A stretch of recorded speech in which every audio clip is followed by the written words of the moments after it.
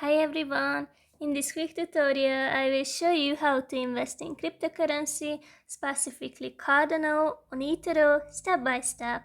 First open the eToro app and log into your account. You will get here. Next, tap on the search bar and start typing Cardano. Select it from the results. And now, tap the trade button to start your purchase.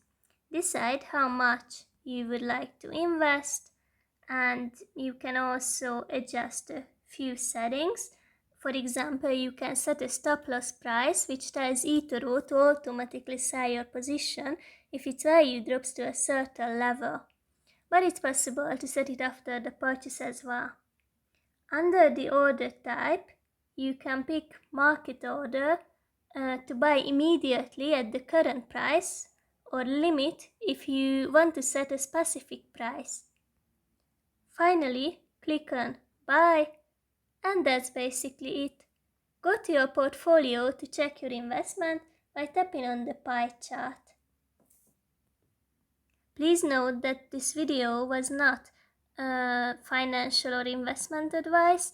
It was only for educational purposes, and you should always do your research before making any investment decision. Happy trading, and may the bull market be with you.